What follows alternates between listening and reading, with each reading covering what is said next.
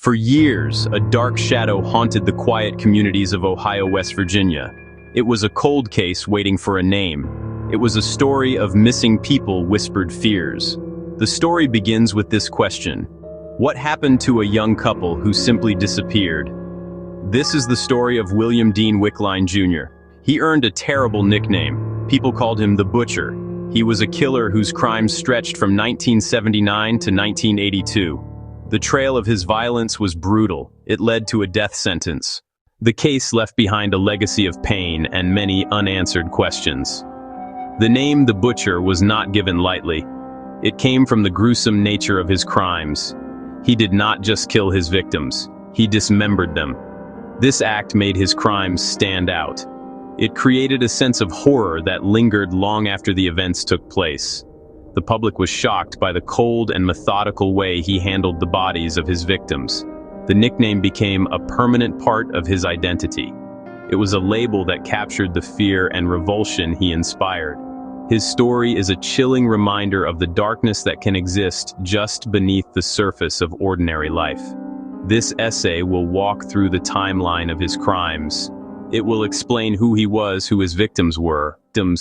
We will look at the murders in the order they happened. We will explore how he was caught and what happened at his trial. The story is one of violence, but it is also one of justice, however complicated. The legal system worked for years to bring him to account for his actions. The process was long and difficult. It involved multiple states and many layers of the court system. Each step brought new details to light, painting a fuller picture of the man and his deeds. The crimes of William Dean Wickline Jr. are a stark example of true crime. They involve real people and real loss. The facts are drawn from public records and court documents. The tone of this account will be calm and factual. There is no need for sensationalism. The events themselves are powerful enough. We will examine the evidence, the doubts, and the final outcome. The story is a somber one. It serves as a testament to the victims and a study of the criminal mind. It is a journey into a dark chapter of American crime history, one that still resonates today. Who was William Dean Wickline Jr.? To understand his crimes, we must first understand the man. He was not a stranger to the law. He had a long criminal history before the murders. His record was filled with offenses like burglary, selling illegal drugs. He spent a significant amount of time in and out of prison. This life of crime shaped his path. It put him in contact with dangerous people and situations. His choices led him down a road from which he would not return.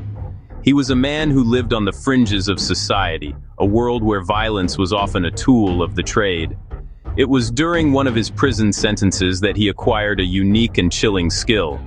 He was assigned to work in the prison's butcher shop. There, he learned how to cut and process meat. He became proficient at dismembering animal carcasses. This was a trade he learned behind bars, a skill that would later be used for a much more sinister purpose. The prison system, meant to rehabilitate, had inadvertently armed him with the knowledge to commit more horrific crimes. His criminal life was a cycle of release and reoffense. He never seemed to find a stable or lawful path.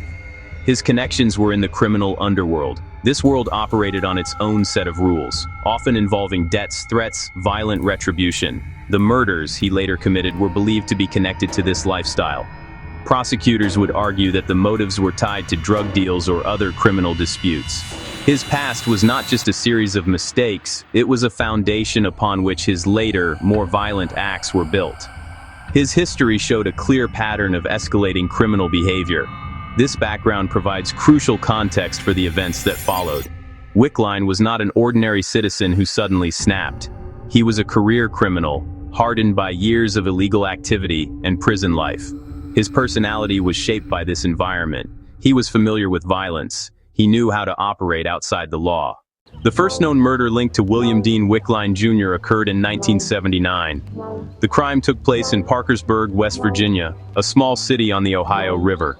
The victim was a man named Charles Morgan Marsh. In November of that year, Marsh was brutally killed. The cause of death was determined to be strangulation, but the horror did not end there. After he was killed, his body was dismembered. This act of mutilation shocked the local community. It was a level of violence that was not common in the area. The police began an investigation, but the case would remain unsolved for several years. The dismemberment of Charles Marsh's body was a key detail. It was a signature that set this crime apart. At the time, investigators did not have a suspect with that specific skill set. The case was difficult. Evidence was limited. The pieces of Marsh's body were found, but linking them to a killer proved to be a challenge. For years, the murder remained a dark mystery in the town's history. The family of Charles Marsh was left without answers. The community was left with a sense of unease. A killer had walked among them and had seemingly vanished without a trace. It was not until years later that the pieces of the puzzle began to come together. As investigators in Ohio started to look into Wickline for other crimes, they discovered a possible connection. Information emerged that placed Wickline in the Parkersburg area around the time of the Marsh murder. The method of the crime, strangulation followed by dismemberment, was eerily similar to the crimes he was later accused of in Ohio. This connection across state lines was a major breakthrough. It suggested a pattern of behavior. It pointed to a single killer responsible for multiple acts of extreme violence. Although Wickline was never formally convicted for the murder of Charles Morgan Marsh, the crime is widely attributed to him. It is seen as the first known act in his violent spree. The details of the Marsh case provided a chilling preview of what was to come. 3 years after the murder in West Virginia, the violence surfaced again. This time, it was in Columbus, Ohio. In August of 1982, a young married couple disappeared. Christopher Lurch, age 28, Peggy Lurch, age 24. They were last seen alive in their home. Their friends and family grew worried when they could not be reached. Days turned into weeks, and there was no sign of them. It was as if they had vanished into thin air. Their disappearance launched a missing persons investigation, but the police soon suspected something far more sinister. The apartment showed signs of a struggle. There were indications of violence, but there were no bodies. The absence of the Lurches was a deepening mystery. Investigators interviewed friends, investigators interviewed neighbors, investigators interviewed anyone who knew the couple. They were trying to piece together the last hours of their lives. The couple was known to be involved in the local drug scene. This opened a new line of inquiry. It suggested a link to a drug deal gone wrong, or a debt that had not been paid. The investigation stalled. Without bodies, proving murder was difficult. The case remained high priority, but leads were scarce. The families were left in torment. They did not know if their loved ones were alive or dead. They clung to hope, but it began to fade. The uncertainty was a heavy burden. They wanted answers. They wanted to know what happened to their children. The lack of closure was a wound that would not heal. The disappearance of the Lurches became central to the story of William Dean Wickline Jr. Those two crimes would ultimately lead to his arrest and conviction. The violence that befell them was extreme. According to testimony that would later emerge, they were both murdered on the same night. The events in their Columbus home were brutal and calculated. A key witness, a person who was there and saw everything, would tell the story. Her testimony would blow the case wide open. The breakthrough in the Lurch case came from an unexpected source. It came from Wickline's own girlfriend at the time. Her name was Teresa Kemp. Fearing for her own life, she went to the police with a horrific story. She told them that she had witnessed the murder of Christopher Lurch. She told them that she had witnessed the murder of Peggy Lurch. Her detailed account provided the missing pieces of the puzzle. She described a night of terror that took place in the couple's apartment. Her testimony was the key that unlocked the case. It gave investigators the information they had been searching for. It turned a missing persons case into a murder investigation. According to Kemp, Wickline went to the Lurch's apartment to settle a dispute. The situation quickly turned violent. She said that Wickline killed Christopher Lurch first. She described the act in chilling detail. She told police that his throat was cut. Afterward, Wickline turned his attention to Peggy Lurch. Kemp stated that he strangled Peggy to death. The violence was swift and brutal. Kemp's account painted a picture of a cold and ruthless killer. Her story was shocking, but it was consistent with the evidence found at the scene. The horror did not end with the murders. Kemp went on to describe what happened next. She said that Wickline, using skills learned in prison, dismembered both bodies. He cut the bodies into pieces in the bathtub. He then placed the body parts into bags. The goal was to dispose of the evidence and make it impossible to identify the victims. This part of her testimony explained why the bodies had never been found. It confirmed the investigators' worst fears. The Lurches had not just been killed, their remains had been scattered.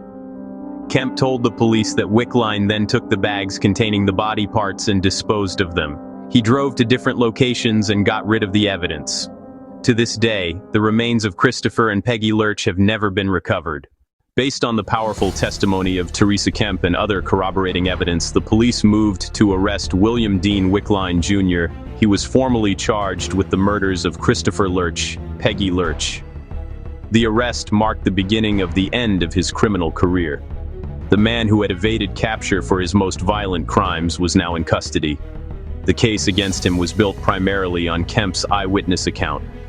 Investigators also gathered other evidence that linked Wickline to the victims and linked Wickline to the scene of the crime. The stage was set for a major murder trial. In 1985, Wickline went on trial in Columbus, Ohio. The prosecution laid out its case for the jury. The central element was the testimony of Teresa Kemp. She took the stand and recounted the horrific events of that night in August of 1982. She described the murders. She described the dismemberment. The prosecution argued that Wickline's actions were premeditated and cruel. They pointed to his criminal history and his training as a butcher in prison.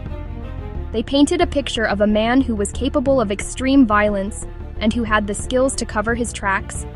The defense team faced a difficult challenge. Their main strategy was to attack the credibility of Teresa Kemp. They argued that she was an unreliable witness. They pointed out her own involvement in the criminal underworld. They suggested that she had motives to lie.